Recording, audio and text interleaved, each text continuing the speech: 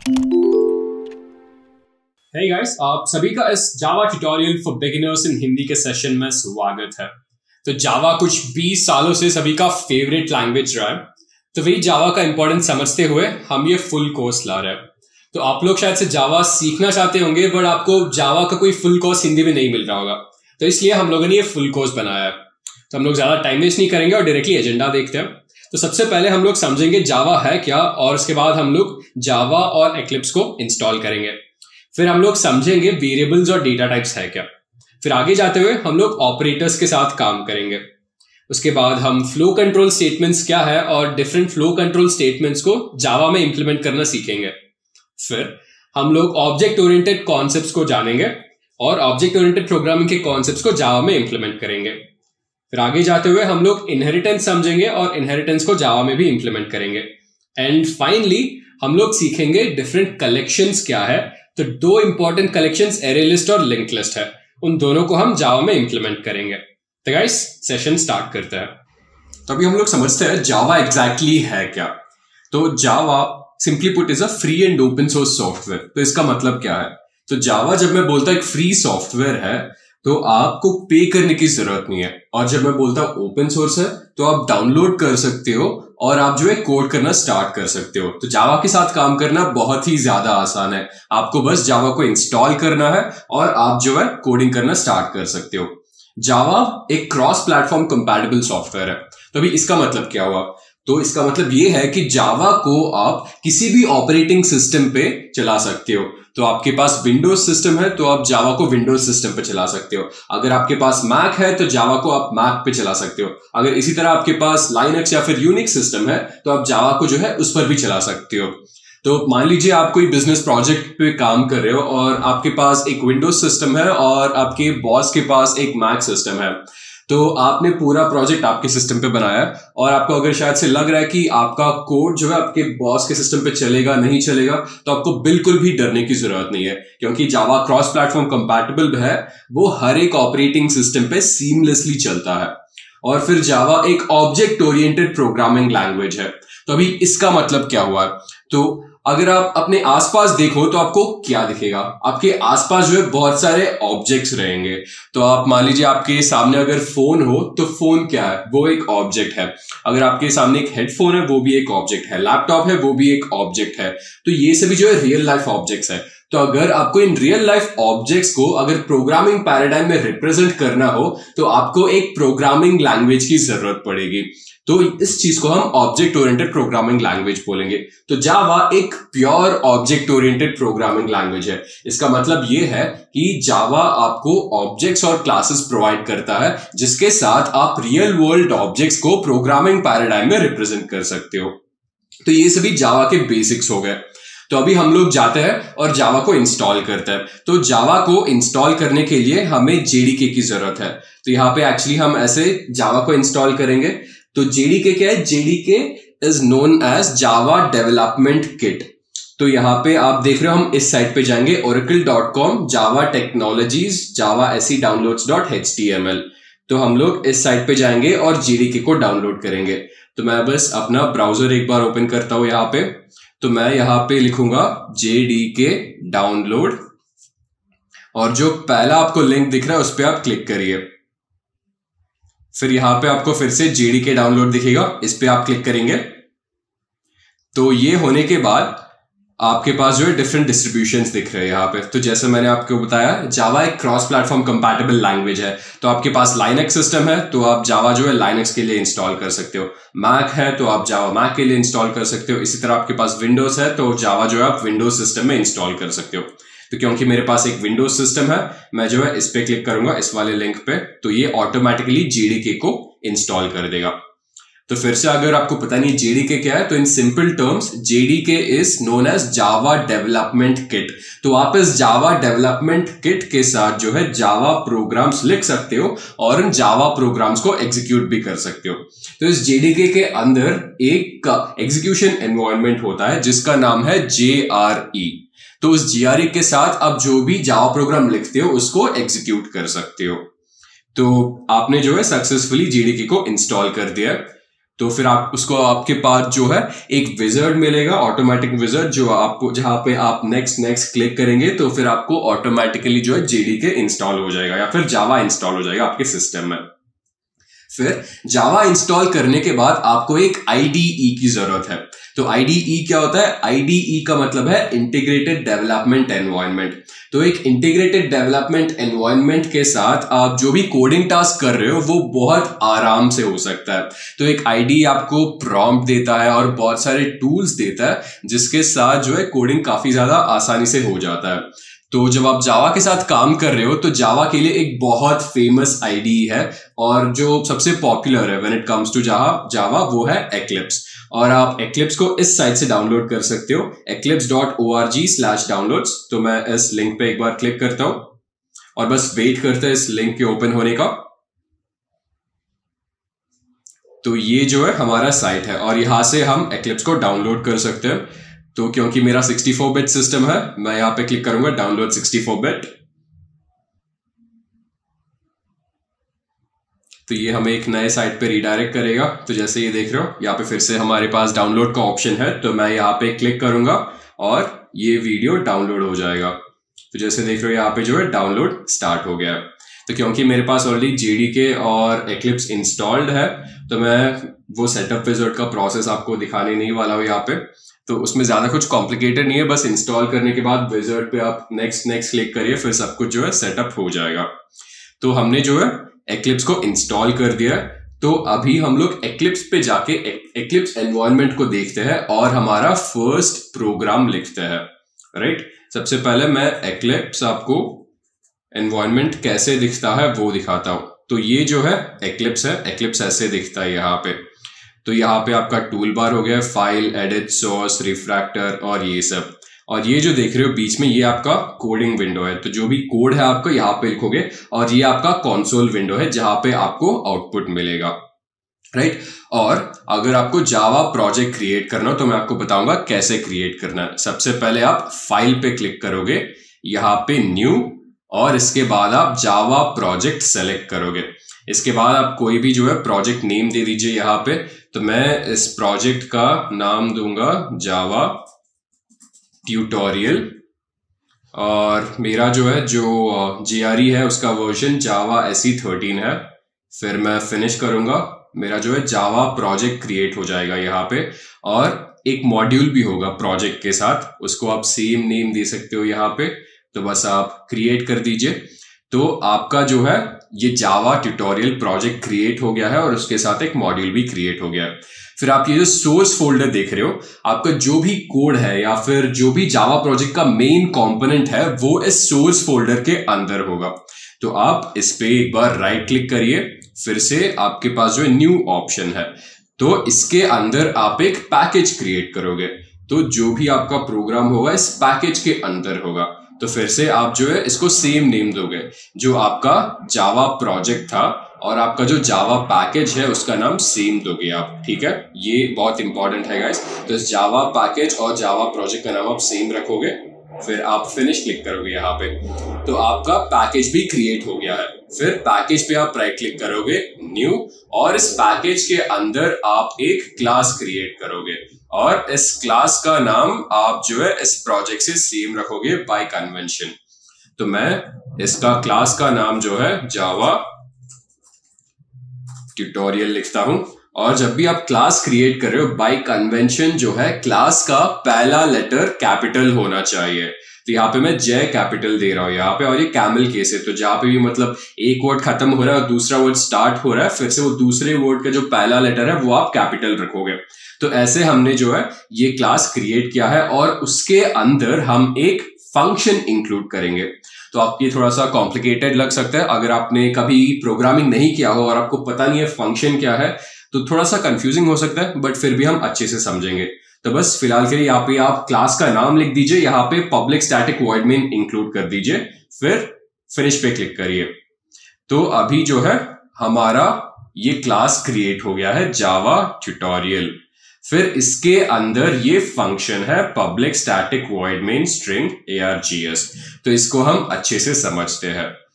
तो इस क्लास को समझते हैं। तो क्योंकि जावा एक purely object oriented programming language है, तो जो भी आप जावा में करते हो वो हमेशा क्लास में ही रहेगा।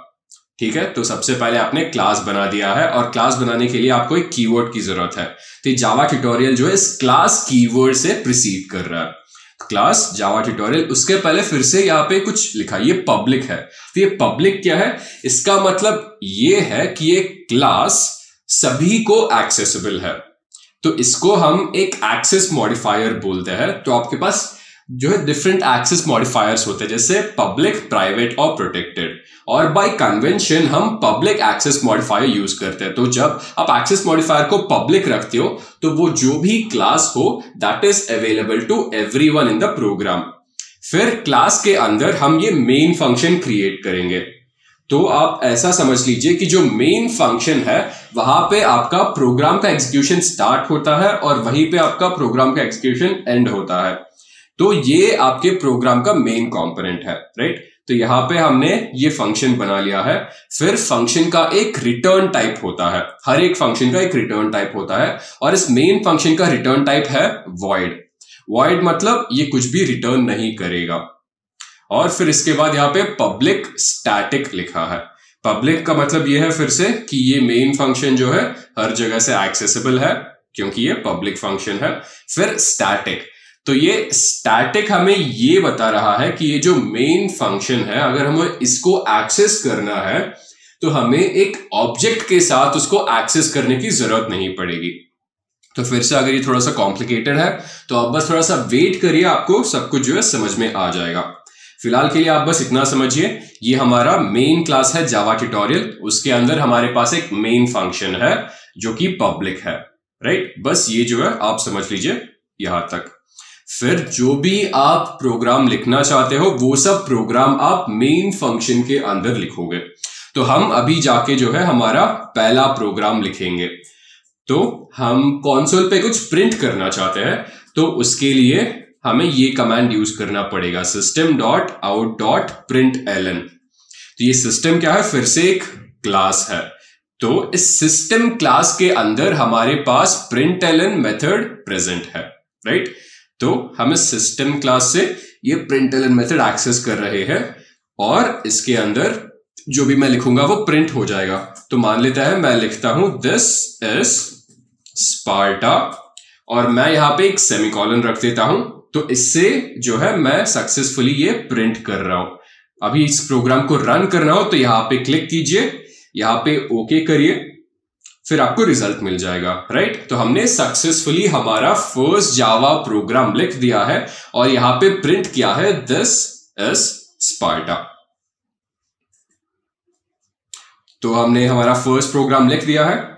इसके बाद हम समझते हैं जावा में वेरिएबल्स क्या होते हैं। तो आप जब भी किसी भी कोई भी प्रोग्रामिंग लैंग्वेज के साथ काम करो तो आपको डेटा के साथ डील करना पड़ेगा।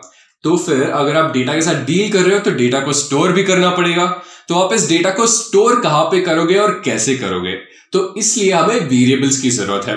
तो मान लीजिए हमारे पास 3 नंबर है 10, 20 और 30, और इन तीनों नंबर को हमें कहीं ना कहीं स्टोर करना है, तो इसलिए हमारे पास वेरिएबल्स मौजूद है। तो जैसे यहाँ पे लिखा है, variables are just temporary storage spaces which can store values.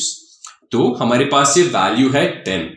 अगर हमें इस 10 को स्टोर करना होगा कहीं पे तो हमें एक वेरिएबल की जरूरत है। तो यहाँ पे हमने एक वेरिएबल क्रिएट किया है जिसका नाम है माई नंबर, और इस वेरिएबल के अंदर मैं 10 स्टोर कर रहा हूं। और क्योंकि मैंने आपको ये बताया है कि वेरिएबल एक टेम्पररी स्टोरेज स्पेस है, इसका मतलब ये है कि पहले आप जो वैल्यू स्टोर करते हो इसके अंदर, वो वैल्यू आप बाद में चेंज भी कर सकते हो। तो जैसे यहाँ पे पहले मैं 10 स्टोर कर रहा हूं, फिर कुछ देर बाद मुझे लगता है मुझे 10 नहीं चाहिए, मुझे और कोई वैल्यू चाहिए, फिर मैं इसको हटा दूंगा और मैं 20 स्टोर करूंगा। फिर से कुछ देर बाद मुझे लगता है मुझे 20 नहीं चाहिए, मुझे 30 स्टोर करना है, फिर मैं इसको भी हटा दूंगा और 30 स्टोर करूंगा। तो basically variables are temporary storage spaces जिसके साथ हम वैल्यूज स्टोर कर सकते हैं। तो वेरिएबल्स के कुछ एग्जांपल हम इक्लिप्स में देखते हैं। अभी ये मैं प्रिंट स्टेटमेंट यहां से हटा देता हूं अभी, फिर मैं कुछ वेरिएबल्स क्रिएट करता हूं यहां पे। तो सबसे पहले मैं एक इंटीजर वेरिएबल क्रिएट करता हूं। तो जब भी आप को एक वेरिएबल बनाना होगा तो वेरिएबल का एक डेटा टाइप होता है। तो अगर मैं इंटीजर वैल्यू स्टोर कर रहा हूं तो मुझे एक इंटीजर वेरिएबल डिक्लेयर करना पड़ेगा। तो ये जो देख रहे हो इसको हम डिक्लेरेशन बोलेंगे। तो पहले मैं एक वेरिएबल का नाम देता हूं और वेरिएबल का डेटा टाइप दूंगा, ये है int, जिसका मतलब है इंटीजर। अगर मुझे मान लीजिए 5 स्टोर करना है जो कि एक इंटीजर वेरिएबल है, तो मैं 5 में यहां पे स्टोर कर रहा हूं। फिर से यहां पे मैं सेमीकोलन के साथ एंड कर रहा हूं। तो आप जावा में ये बहुत ज्यादा इंपॉर्टेंट है कि अगर जो भी आप कोडिंग लाइन हो उसको एंड करना हो तो सेमीकोलन वहां पे आपको देना पड़ेगा। तो ऐसे जो है हमने एक इंटीजर वैल्यू डिक्लेयर कर दिया। फिर इसको प्रिंट करते हैं हम। तो यहां पे मैं लिख देता हूं system.out. फिर लिखूंगा println और मुझे a का वैल्यू जो है यहां पे प्रिंट करना है। और मैंने सक्सेसफुली a का वैल्यू प्रिंट कर दिया। और मैंने आपको बताया है एक वेरिएबल जो है टेम्पररी स्टोरेज स्पेस है। तो मैं अभी 5 को चेंज करके 50 कर दूंगा और फिर a का वैल्यू प्रिंट कर रहा हूं। तो अभी इसको रन करके देखते हैं क्या आता है।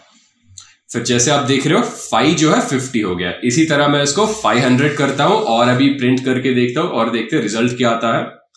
अभी आप देख रहे हो 50 जो है 500 में चेंज हो गया है। तो ये वेरिएबल्स थे और मैंने आपको डेटा टाइप क्या होता है उसका बेसिक आपको बता दिया है। तो अभी समझते हैं different types of data type क्या है जावा में। तो हमारे पास इंटीजर है, फ्लोट है, बुलियन है, स्ट्रिंग है। ये मेन डेटा टाइप्स है। इसके अलावा काफी ज्यादा डेटा टाइप्स भी प्रेजेंट है। तो मान लीजिए आपको कोई इंटीजर वैल्यू स्टोर करना हो तो आप इंट डेटा टाइप यूज करोगे। तो इंटीजर वैल्यूज मतलब 10, 500, 1000, -1000, -2, 3, 4, 5 ऐसे जो भी इंटीजर वैल्यूज है उन सभी को आप इंट वेरिएबल के साथ डिक्लेयर करोगे। फिर आपको मान लीजिए कोई डेसिमल पॉइंट वैल्यू स्टोर करने हो, जैसे 3.14, 15.97। तो ये सब जहां पे आप डेसिमल पॉइंट वैल्यूज है उनको हम जावा में फ्लोटिंग नंबर्स बोलेंगे और उनको आप फ्लोटिंग वेरिएबल्स में स्टोर करोगे। फिर आपको बुलियन वैल्यू स्टोर करना हो, बुलियन वैल्यूज मतलब ट्रू या फॉल्स। तो ऐसे वैल्यू स्टोर करना हो तो आप बुलियन डेटा टाइप यूज करोगे।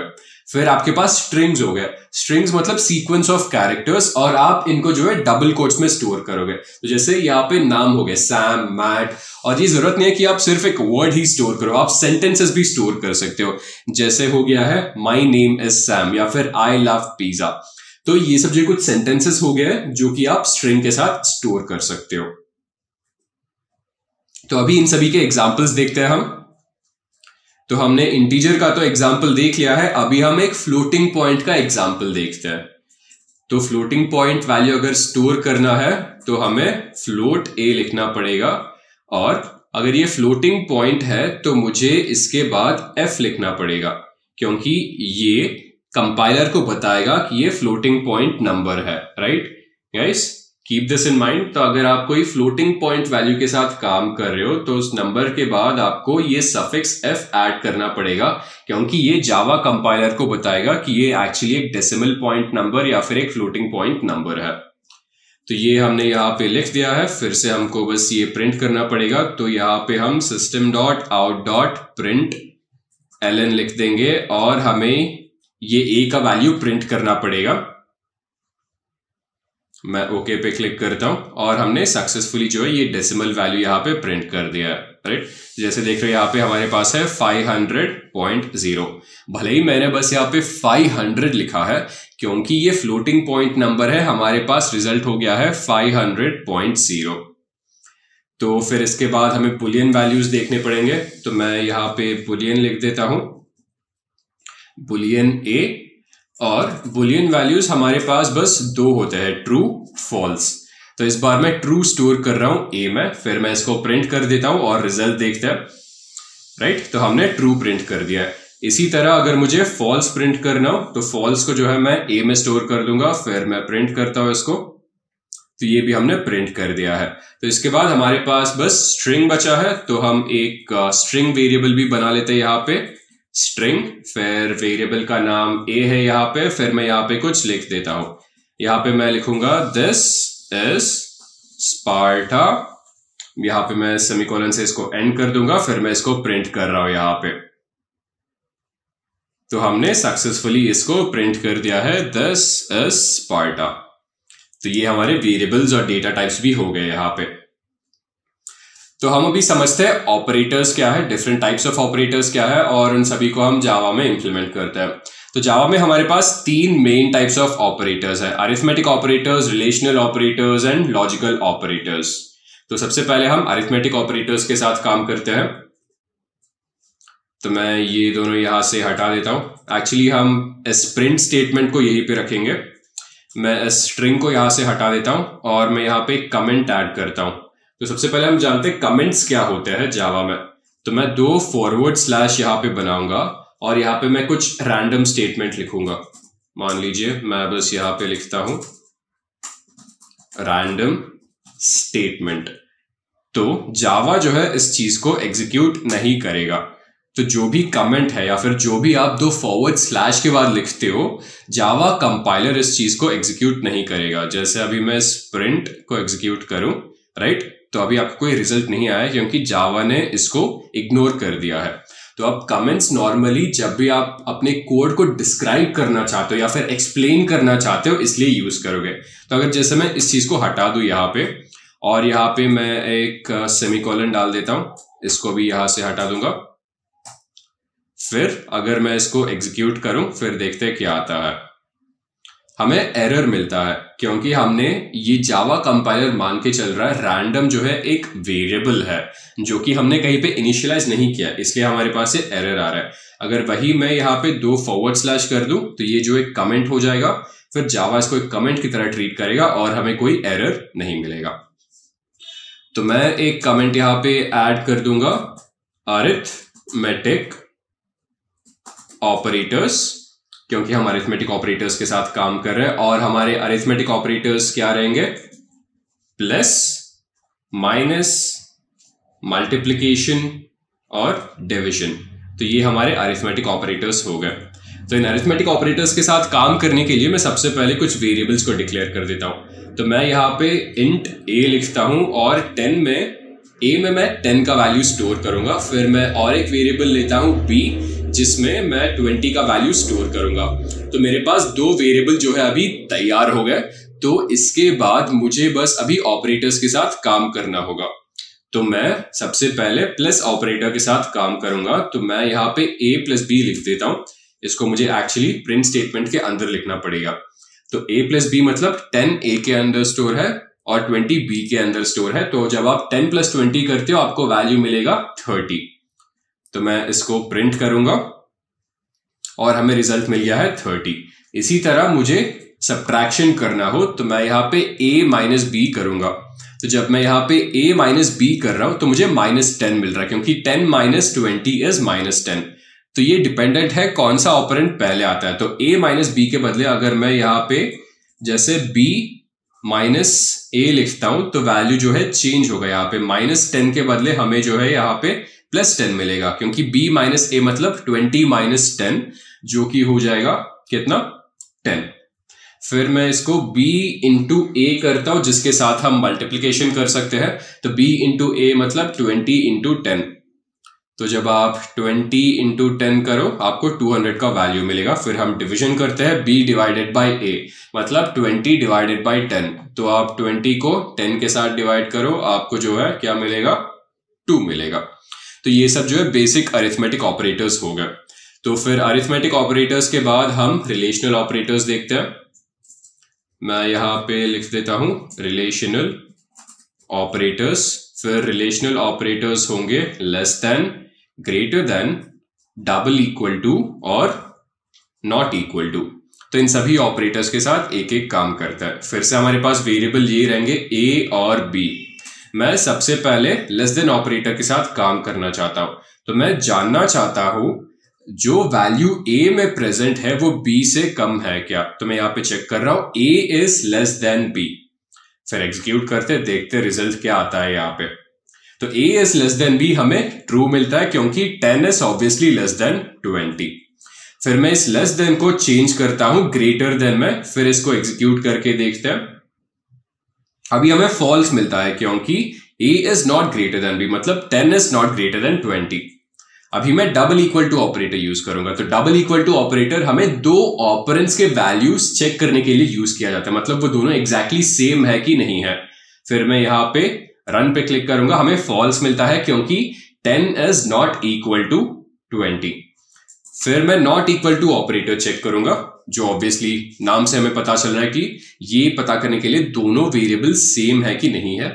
हमें ट्रू मिलता है क्योंकि a is obviously not equal to b, मतलब 10 is obviously not equal to 20। ये हमें रिलेशनल ऑपरेटर्स हो गए यहां पे। इसके बाद हम देखेंगे लॉजिकल ऑपरेटर्स क्या है। तो मैं यहां पे लॉजिकल ऑपरेटर्स लिखूंगा, और लॉजिकल ऑपरेटर्स हमारे पास दो होंगे, एक जो है एंड हो गया है, दूसरा जो है और हो गया है। ये हमारे लॉजिकल ऑपरेटर्स हो गए। तो एंड ऑपरेटर आपको एक ट्रू रिजल्ट देगा जब दोनों ऑपरेंड्स ट्रू हो, और ऑपरेटर आपको ट्रू रिजल्ट देगा जब कोई भी दोनों ऑपरेंड्स में से जब कोई भी ऑपरेंड जो है ट्रू हो। मैं फिर से रिपीट करूंगा, एंड ऑपरेटर आपको ट्रू तभी देगा जब दोनों ऑपरेंड्स ट्रू हो, और ऑपरेटर आपको ट्रू तब देगा जब दोनों ऑपरेंड्स में से कोई भी ट्रू हो। तो दोनों का एग्जांपल देखते हैं। यहां पे मैं इन दोनों को चेंज करूंगा, मुझे इंटीजर नहीं, मुझे बुलियन वैल्यूज के साथ काम करना है। फिर यहाँ पे बुलियन a हो गया है और यहाँ पे बुलियन b हो गया है, और मैं a में स्टोर करूंगा ट्रू और b में स्टोर करूंगा फॉल्स। a और b में मैंने वैल्यू स्टोर कर दिए। फिर मुझे इन दोनों ऑपरेटर्स के साथ काम करना पड़ेगा। तो सबसे पहले मैं चेक करूंगा a एंड b, फिर मैं इसको रन करता हूं, फिर देखता हूं रिजल्ट क्या आता है।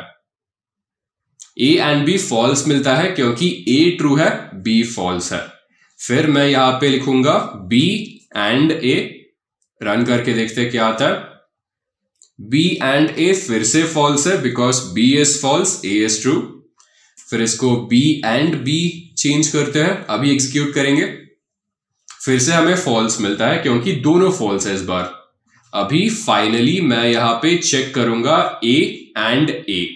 जब मैंने यहां पे लिखा है a एंड a, हमें ट्रू वैल्यू मिलता है क्योंकि दोनों ऑपरेंड्स यहां पे ट्रू है। तो ये हमारा एंड ऑपरेटर हो गया है। तो इसी तरह हम जो है और ऑपरेटर के साथ टेस्ट करेंगे। तो और ऑपरेटर ये पाइप ऑपरेटर है, जो आप लाइन देख रहे हो इसको हम पाइप ऑपरेटर बोलते हैं। तो अभी हम देख रहे हैं a और a। तो guys what do you think would be the result for this? तो हमें ट्रू मिलता है बिकॉज ऑब्वियसली दोनों ट्रू है, तो ऑब्वियसली हमें ट्रू मिलेगा। फिर मैं इसको चेंज करूंगा b में। अभी a और b चेक करके देखते हैं। a और b हमें ट्रू मिलता है बिकॉज a ट्रू है, तो कोई भी ऑपरेंड ट्रू हो जाएगा। फिर मैं इसको b और a करके देखता हूं, ये फिर से एक ट्रू वैल्यू होगा। फिर मैं b और b करूंगा यहां पे, ये फॉल्स हो जाएगा। तो जब आप और ऑपरेटर के साथ काम करते हो तब आपको फॉल्स तभी मिले